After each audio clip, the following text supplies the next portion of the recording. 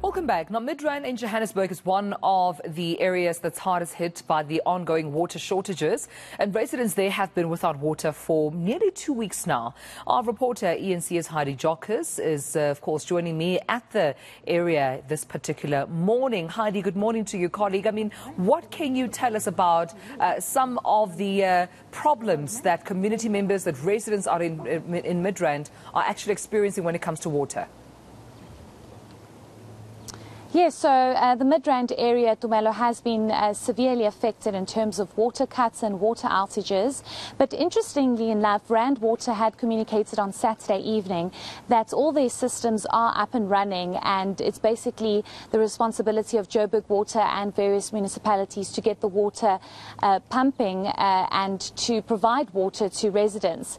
Joburg Water did indicate on Friday in their briefing that water will be fully restored to the Midrand area by midweek, but that's obviously causing huge frustration for residents, and perhaps we can just get some perspective. We are joined by a number of residents.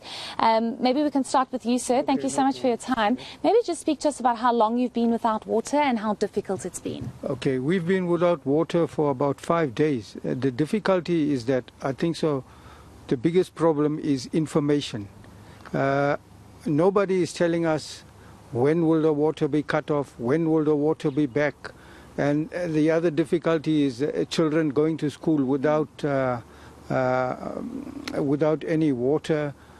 Children at the primary school didn't have water for a few days, so we couldn't send children to school. So those are some of the problems that was afforded to us. Yeah.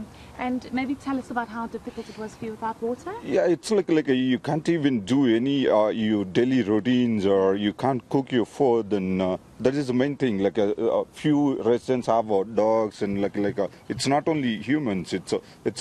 Somebody have a pets, and they can't look after their pets because they can't give them water or anything. It's very frustrating. If you don't have 1 day for it's manageable. If you don't have 5 days. We cannot do anything without the water, right? So it's very frustrating. So. Sure. Maybe, sir, if you could tell us how long you've been without water and the difficulties. I mean, schools have been mentioned, the fact that kids can't go to school, but also medical help. If anybody is in need of medical help, I'm sure clinics and hospitals in the area have also been struggling. Yeah, we all have been struggling without water. I haven't had water for 5 days. He's my neighbor, so it was the same situation. Yeah. And my kids couldn't go to school. I've got one in primary, one in high school, and right now this is the middle of assessments. And if they can't go to school, when are they going to do the assessments? Where they're going to be closing next week on Friday. So it's going to be very tight for schools now to go back and administer assessments to learners. It affects preparations. Our routines have been disrupted. I didn't bath for 3 days. It's very, very difficult. Yeah, it's very, very difficult. Yeah. And Mama, maybe you can also just tell us your experience without having water. I mean, they say water is life, but if you haven't had it for 5 days, how are you surviving? No, it's difficult because we didn't have water for 5 days. No bathing, no doing washings, no cooking, no dishes, and the school children, they don't have water to bath. So it's difficult for us. What about the water tankers? Have the water tankers been coming? Have they been helping? Sometimes we found it is finished. We can't find them. It's heavy. We can't find it. Sometimes you go to fetch it, you found the other is finished.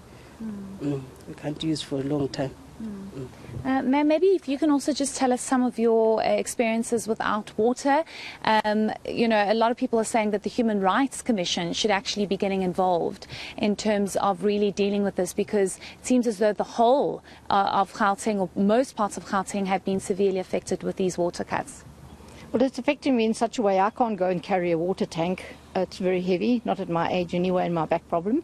Other than that, I don't think it's right that we are without water. We should actually have had that sorted out. But the messages, as was said earlier on, coming through was just garble, because you didn't know from one day to the next when was the water going to come back, when would they actually restore it, at what stage. And yeah, I was without water from Tuesday until last night, yesterday morning.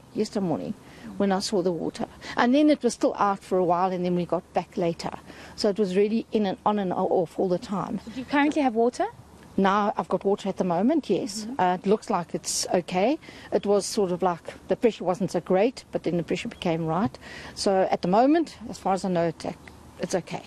Are you worried that we could be heading the same way that we are with load shedding when it comes to water? When it comes to load shedding, I'm almost convinced this is going to happen again. Because if we need the pumping, how are we going to get the water if there's no electricity? And as it is, the load shedding is just so frequently that it can't pick up the water to the level it should. Yeah. It's too long. The load shedding is too long. So. Okay, thank you so much. And I think if we can just actually bring the ward councillor in, because you've also been at pains to try and get communication to residents, and there's been a lack of communication from all these entities, Joburg Water, municipalities and Rand Water.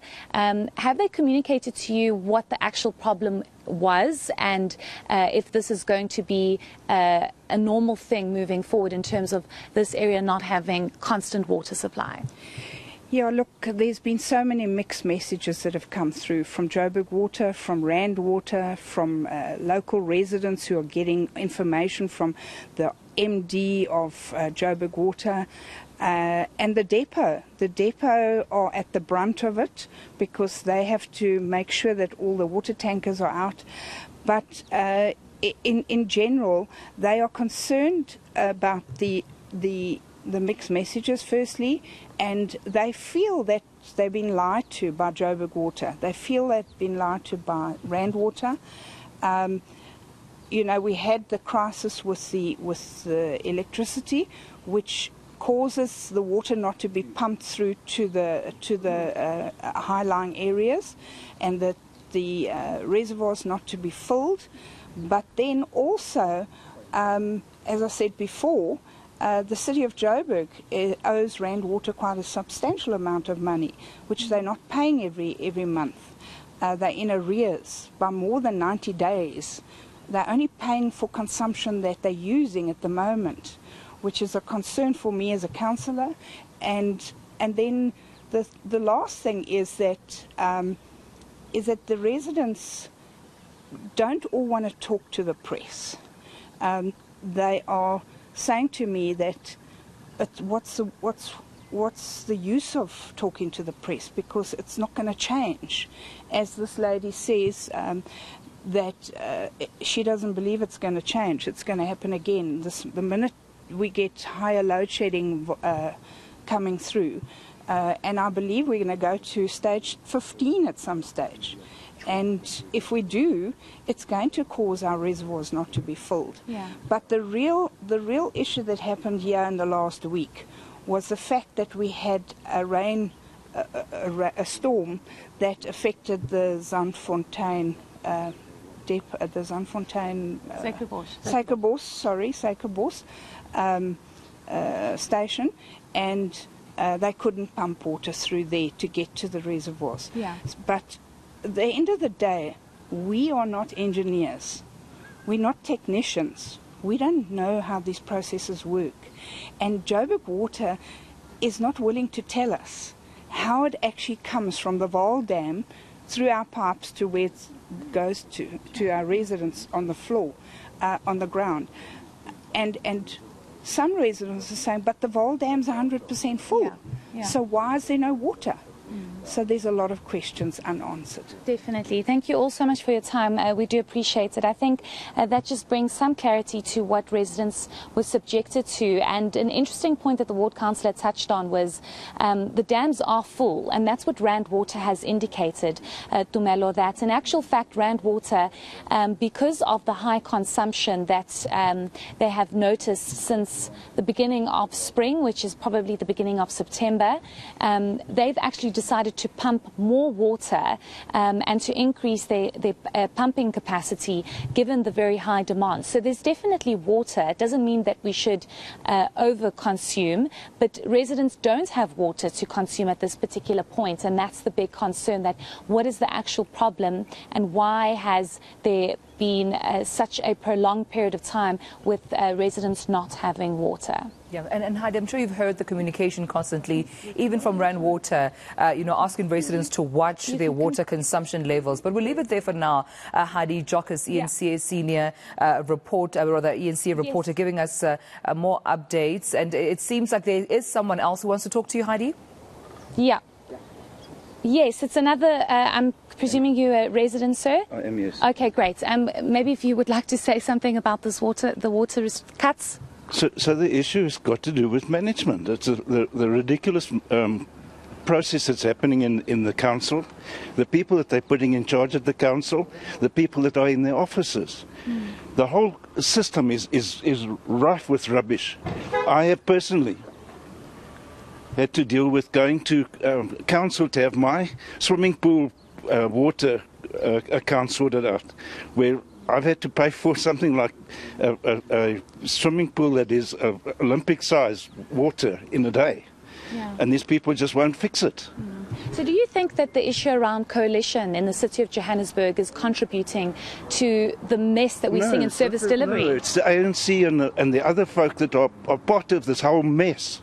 They're constantly doing it. They put their own people in there. People that have got no idea of what they're talking about are trying to tell us how to manage. This is an engineering thing.